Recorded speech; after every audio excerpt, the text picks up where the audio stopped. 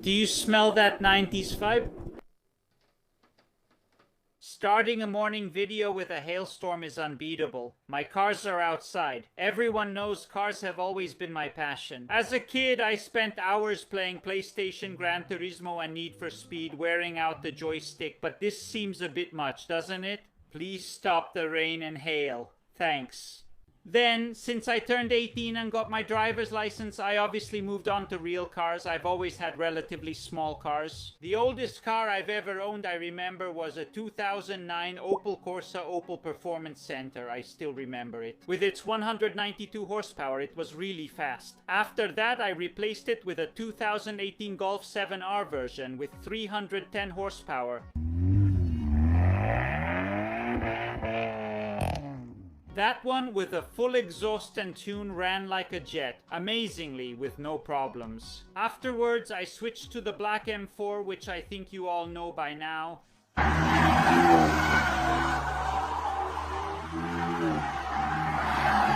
Then I switched to the current M4 CS from 2018, which has 460 horsepower Grelo.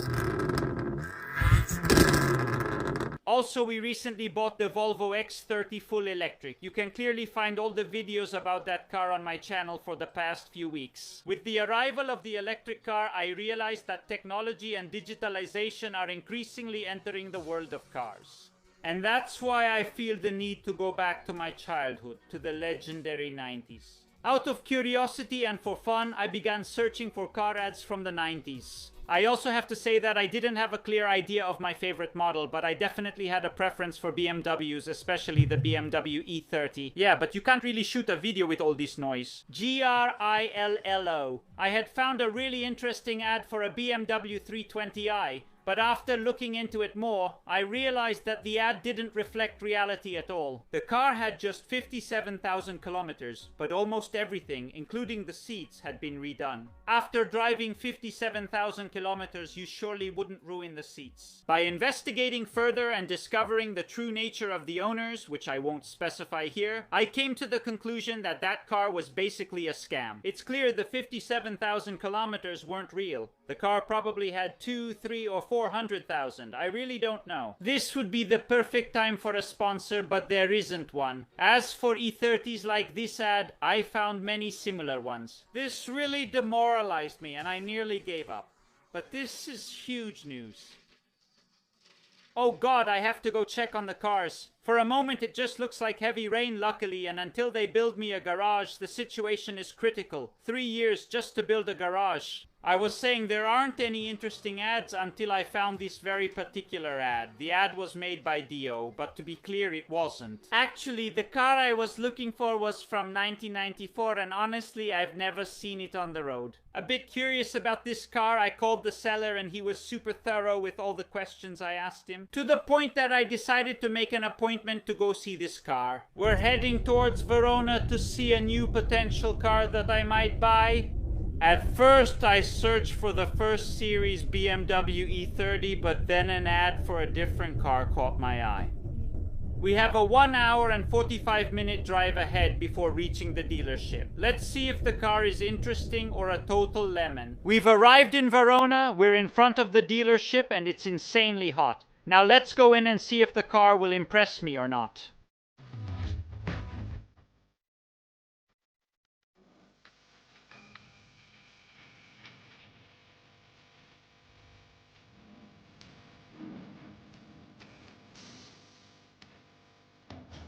In fact, it did impress me. The car was in perfect condition, despite being 30 years old. The finishes, both inside and out, were excellent. From the leather on the dashboard to the plastics, everything was perfect. Many would call it an old smell, but I assure you it takes me back in time to when my parents used to drive me around in the Fiesta Minuti. It really seemed like time had stopped for this car in 1994. Needless to say, the feeling I had as soon as I got into this car was truly like going back to the past. The seller explained to me in detail all the restoration work that had been done, and after a brief negotiation, I decided to buy it. So guys, I'm the owner of a 1994 car, not bad. So after a week, we officially went back to Verona to pick up my new but old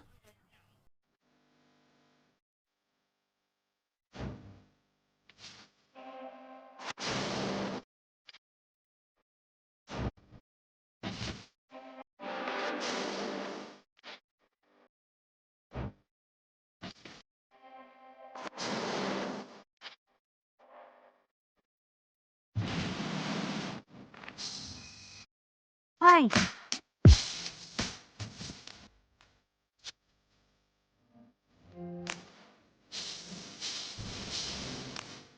Did any of you recognize the model? Most of you probably didn't. Audi 80 competition designed to homologate the racing version of the Audi 80 for the German Super Touring Car Championship STV. In order to participate, Audi had to homologate a street version of the car. Here's how 2,500 units were made. 1,390 black, 606 red, 501 gray and silver like mine, and 3 in special colors. A 2-liter naturally aspirated engine with 140 horsepower and permanent 4-wheel drive. It's not the fastest car I've seen and it doesn't perform its best on the track. But I'm sure that on snowy or slippery roads, this car can give you a lot of satisfaction. In an increasingly digital and electrified era, I'm sure we'll miss these rare gems a little. The car had 2 owners who were both born in the 30s and unfortunately they're no longer with us today. Rest in peace. The car did 0 kilometers from 2005 to 2022. Afterward, it was bought and restored to its current condition. Today, extensive restoration has been completed, including belts, suspension, radiators, and more. The car turns 30 in November, just months away, and still isn't registered with Automoto Club Storico Italiano. First, I'll do that. Since it's in good condition, I may consider a gold plate, and if so, we'll make a separate video. Do you smell that 90s vibe? One thing that surprised me is the complete absence of noises and creaks. I mean, compared to the M guys, we really have some quality here. In comparison, the MIV has much noisier plastics than this one. Let's be clear, these cars back then were built to last, not like today where durability is sacrificed for eco-sustainability. Right now I'm at 130 on the highway. Air conditioning on, it's 37 degrees outside. I'm feeling great, so I mean, there's definitely comfort. Obviously I miss having a 6th gear because at 3,000 revolutions per minute, it's not great for fuel consumption. With these rims, I have to say that hitting every pothole and every bump in the road is almost a pleasure. It has original 16-inch rims, which in my opinion are a bit too classic. I'd like to put on 17-inch rims, maybe something a bit flashier, and maybe give it a nice suspension setup too. But I need your help because I don't know how to proceed. What would you do? Would you keep it original, respecting its history and rarity? Or would you like to see some modifications like the rims, the suspension, or even a complete engine swap? I'm really undecided about what to do. This here is the engine bay. The car has 112,000 kilometers, which isn't a lot at all for a car that's 29 years and 7 months old. Almost all of them were done before 2005.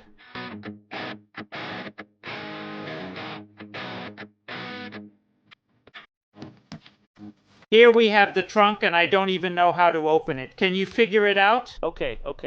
And in theory it should be there too. Let's see. His little wheel. The spare wheel from that time, never been opened.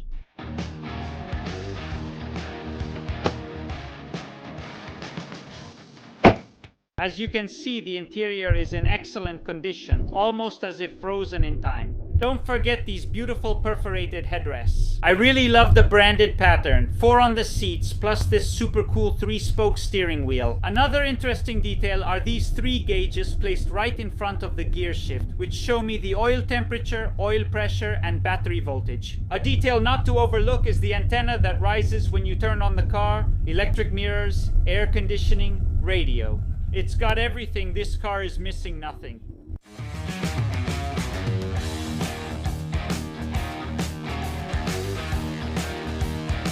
This car was sitting still for 15 years. The previous owners, whom I also met before at the dealership.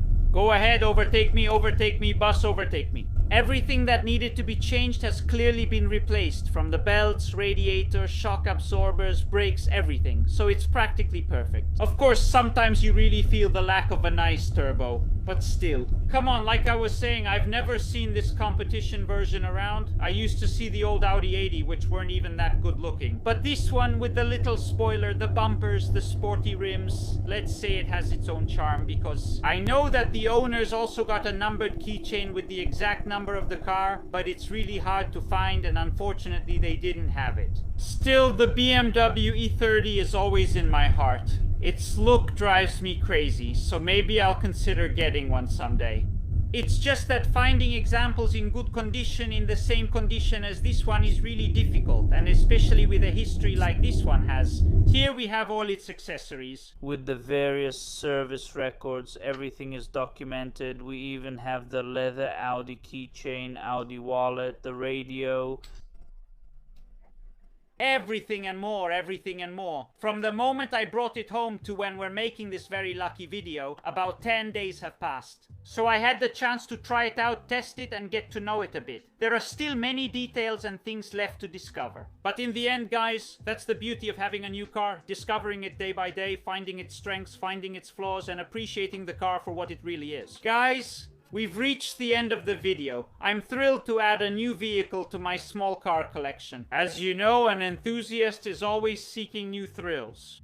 I invite you to write me a comment below about what you would do. Would you leave it completely original? Or should we make some modifications like suspension, rims, turbo, or even an engine swap? Why not? Let me know down below. I hope you enjoyed this content. I'm trying to make it as professional as possible, weather permitting. If you want, leave a like, subscribe, and I'll see you in the next video. Speaking of passion for cars, I want to show you, contact us. What do I have in front of my setup? Obviously seats, steering wheel, PC, and we're ready to go. And to make sure we cover it all, we have the manual gear shift. That wraps it up. See you next time.